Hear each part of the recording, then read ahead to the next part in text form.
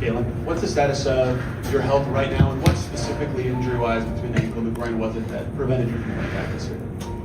Yeah, honestly, I've been working really hard to get back to full health, and I feel like probably over these last couple of weeks is when I've probably started feeling my best. Obviously, my ankle kind of didn't allow me to really see where my groin was at. It was, I think, my second full court workout back when we were in, I don't even know what month that would have been, but I just went to kind of make a move, and unfortunately my ankle like completely rolled all the way forward, and probably one of the worst sprains I've dealt with. But just tried to stay positive best I can, and but I honestly feel like I'm in a really good spot. And people don't always realize, people that are kind of in the basketball world, or whether if you're in other sports too, like when you're injured, it's honestly more work than when you're playing. So I've spent so much time here in this building this season just trying to get healthy, and trying to kind of just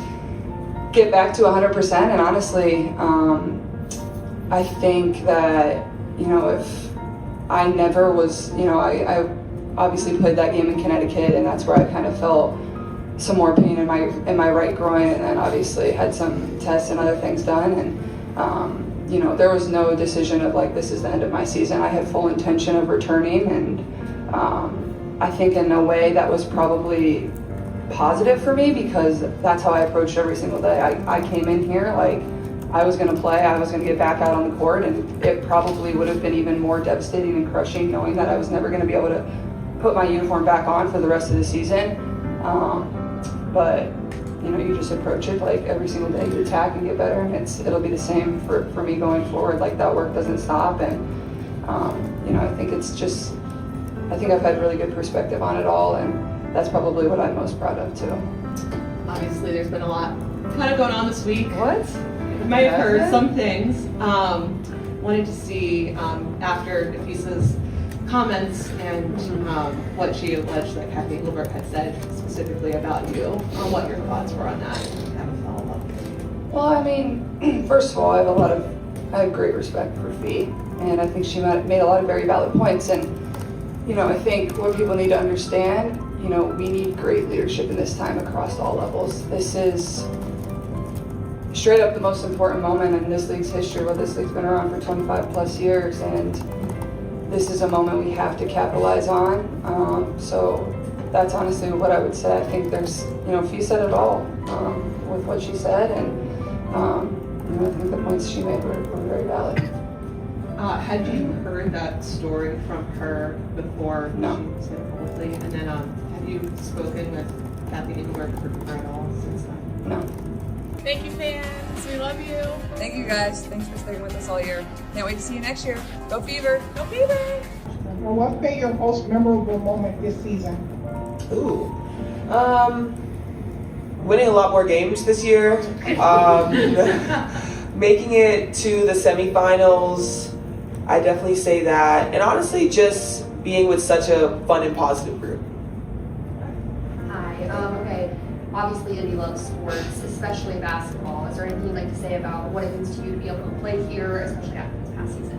Yeah, Indy's amazing. I think the way that the fans come out and they show out for us every single game, not just for us, but for all the leagues here, it's so special, and I wouldn't trade it. Next, John.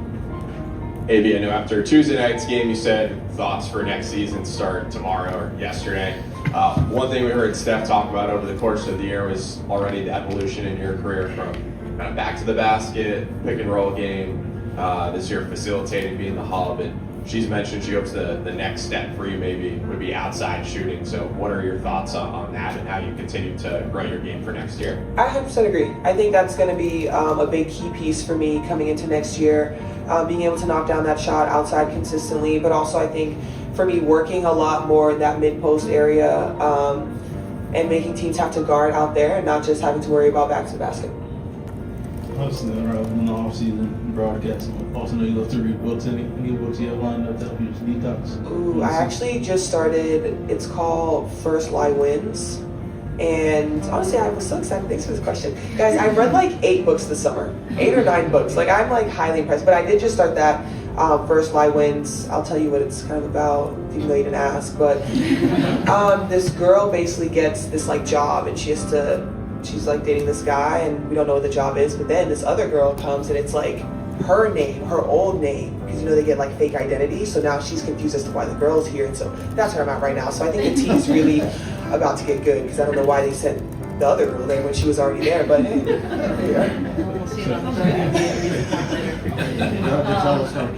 oh, I will, 100%. Yeah, can we demand updates? Yes, check my Instagram story. Hopefully I'm done like next week. I have an appointment soon, so I'll finish it. Hey fans, thank you so much for cheering us on this entire season. We appreciate you. We're gonna have a lot more coming for next year. You ready? Sophie, you said after Game 5, I got a lot on my mind. Oh boy. What particularly, in what direction was your mind racing at that juncture? I mean, everywhere. And I'm gonna be good today. I am, because I'm just tired of our league. They need to step up and be better. Our leadership from top to bottom needs to be held accountable. I think that there are a lot of people in the position of powers in the WNBA who they might be really great business people, but they don't know shit about basketball, and that's got to change. I said I was going to be good, and I just messed up. But I do. I think everyone's frustrated when NBA players from that side of things are reaching out to us, just like in awe of how terrible it is. Like, that's saying something. That is absolutely saying something when your counterpart is feeling bad for us because of how we're getting treated. I mean, come on. And that's from leadership. Kind of when it comes to getting going, you posted after Game 5. I knew you were going to say that. That, we're coming for everyone next season. Is it your hope that you stay in Indiana and come back?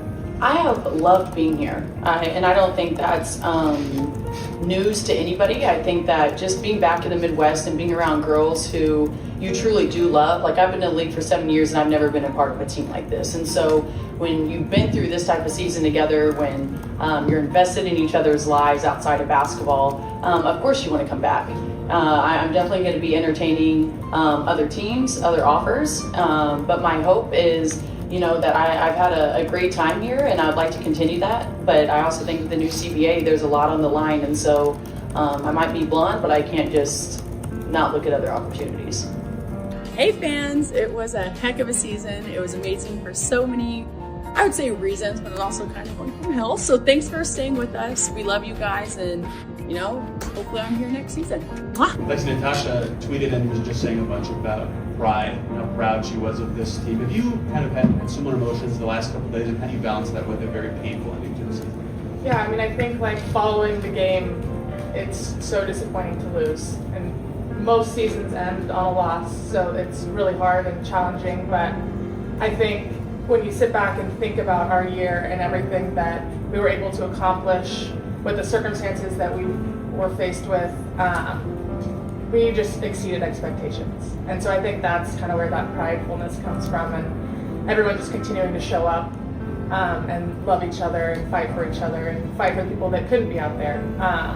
So yeah, I think proud is like the biggest sentiment following the season. This offseason's very uncertain for the entire league in general, but you're a free agent for the first time. Have you thought about what free agency might look like for you if you'd like to go?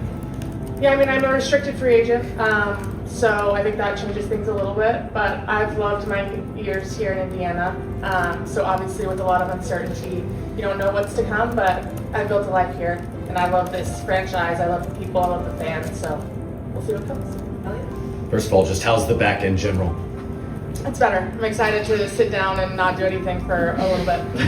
Yeah. Hey, Lexie, what was your most memorable moment this season, and what's one lesson you learned this season that you'll carry with you for the rest of your career?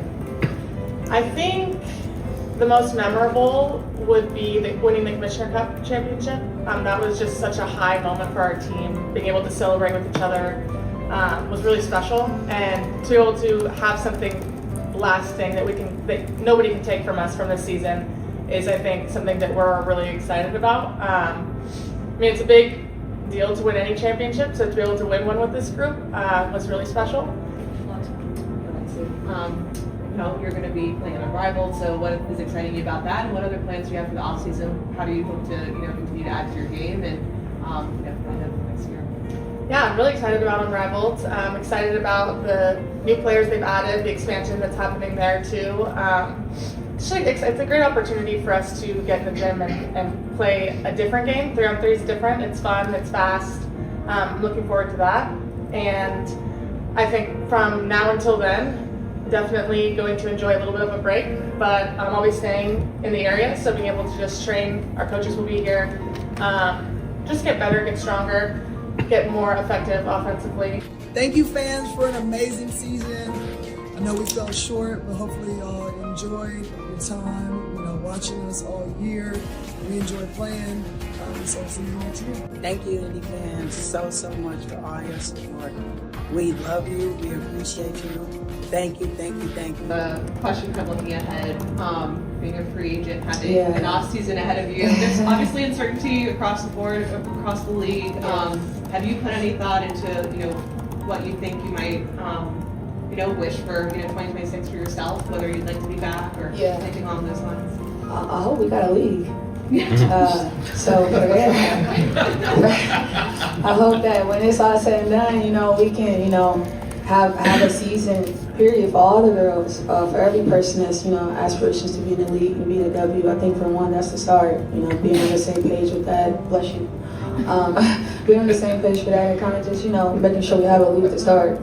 No matter what happens, having a league is kind of big for us. And I think individually for me, I'm gonna take my time, figure out what my family needs.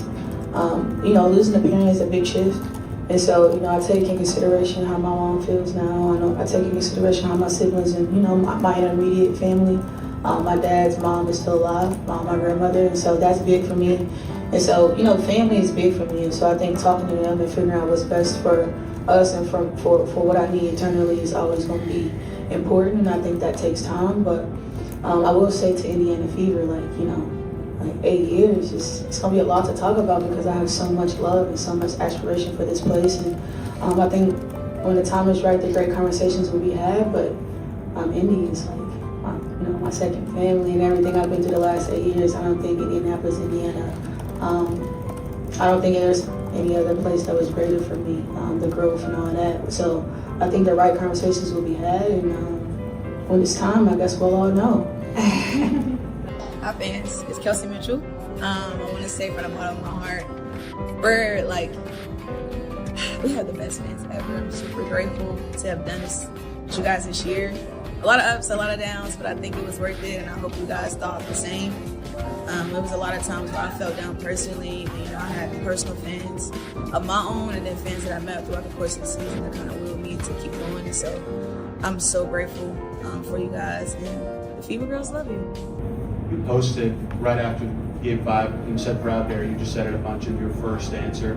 What specifically about what you guys did is everyone so proud of, whether that's proving people wrong, exceeding your own expectations? Why specifically are you all using that word so often? Because we've been through so much in the beginning of the season. Cece went down, as you know.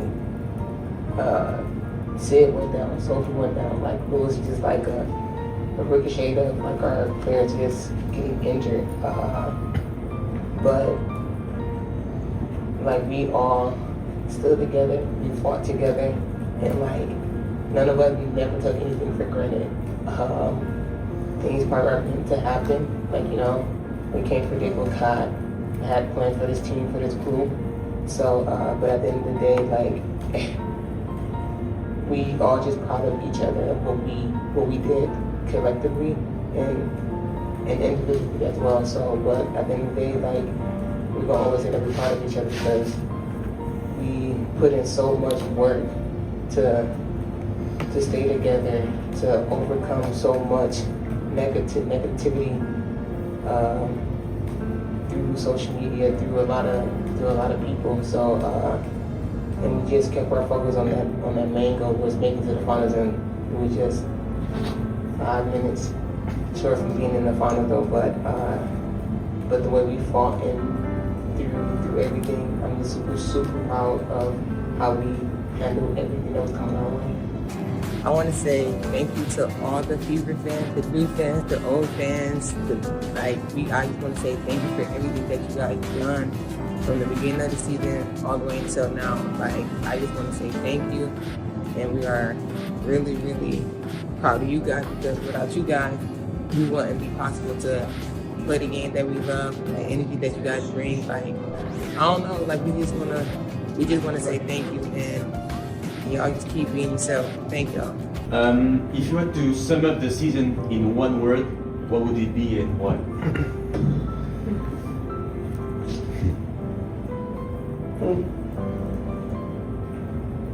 That's tough. I mean, I guess the overarching theme is just resilience. Just because this group has showed so much resilience.